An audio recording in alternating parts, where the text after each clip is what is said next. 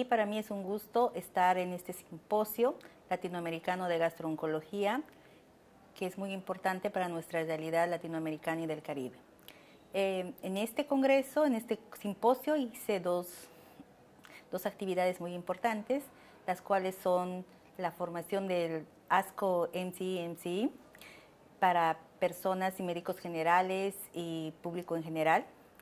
Y también entré en la conferencia de cáncer de vesícula biliar en todo lo que se refiere a epidemiología. Es muy importante comentarles que definitivamente los temas que me tocó a mí en los dos momentos que expuse fueron todo lo que es epidemiología en cáncer de Latinoamérica y el Caribe, y podemos comentar que definitivamente nuestros datos estadísticos están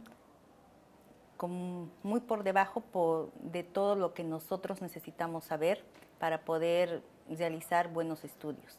Definitivamente tenemos que mejorar.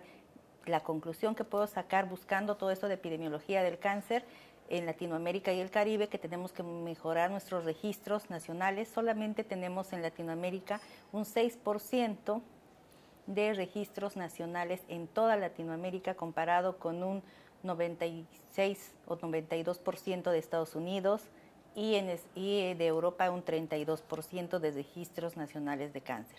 Esto nos conlleva a que nosotros no tenemos una realidad plasmada en una evidencia científica, y esto también no nos ayuda mucho para ver nuestra realidad como Latinoamérica. Definitivamente en la parte epidemiológica se ha visto que Latinoamérica antes éramos un país que no tenía tanto riesgo de tener mucha enfermedad oncológica, más o menos más antes del año 2000, posteriormente fuimos subiendo un poco nuestra incidencia, pero se cree que para el 2030 realmente va a ser una enfermedad crónica establecida a nivel de toda Latinoamérica, que está en ascenso, pero que lamentablemente a nosotros nos toca ver pacientes en estadios clínicos localmente avanzados y metastásicos, que mucho o nada podemos hacer al respecto a veces. Entonces es vital saber nuestra realidad para poder también formar grupos cooperativos. Por ejemplo, tanto en el ASCO MCI hablamos un poco de todo esto como comportamiento latinoamericano, y estamos viendo que un estimado para el 2030 vamos a tener un 70-80% de todos los pacientes que van a estar a nivel mundial es en Latinoamérica, de los pacientes con cáncer. Y lo que es peor, nuestra realidad no nos acompaña mucho. Así como tenemos una riqueza cultural, tenemos muchas costumbres a nivel de Latinoamérica, somos ricos en todo eso, pero también a veces eso es una barrera para poder llegar y acceder a lugares alejados de nuestra realidad, a lugares que nosotros tenemos que tratar de mejorar. Por ejemplo, tenemos muchas personas, mucha población indígena con costumbres muy marcadas.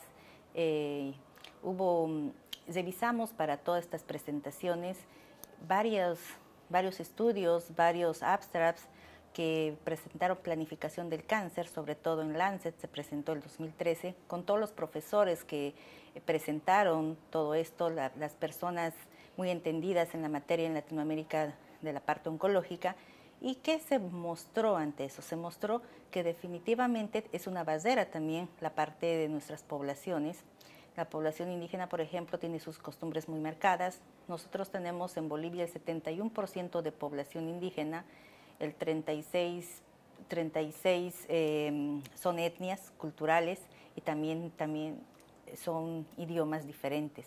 Entonces, llegar a esas personas que últimamente antes no tenían nada de cáncer, ahora pues está avanzando día a día, y es una barrera bastante complicada.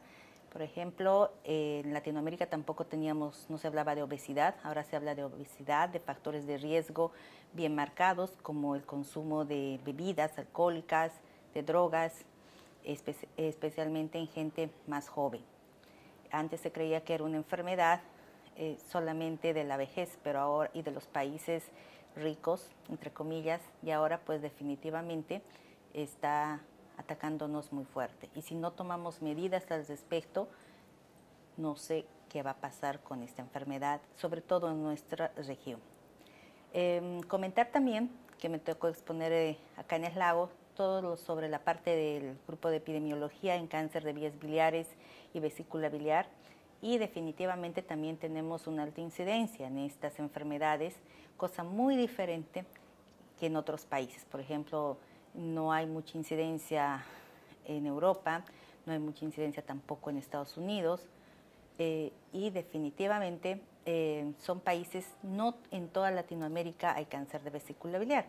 Generalmente la mayor incidencia, muy por arriba está Chile, seguido de Bolivia, también tenemos el norte de Argentina, tenemos México, Ecuador, pero definitivamente son datos a veces aislados, extrapolados, especialmente en nuestras poblaciones.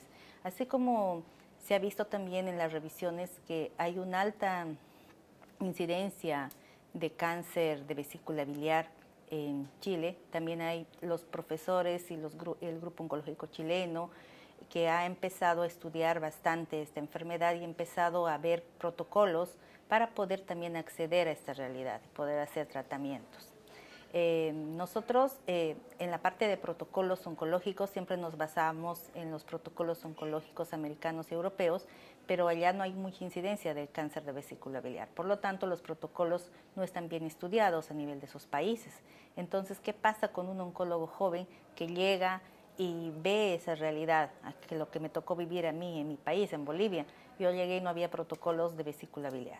Entonces, más bien hubo todo esto de los grupos cooperativos, especialmente acá en el país hermano de Chile, y empezamos a utilizar sus protocolos y definitivamente nos ayudó bastante, porque la realidad era muy parecida. Obviamente ellos tienen una mayor incidencia.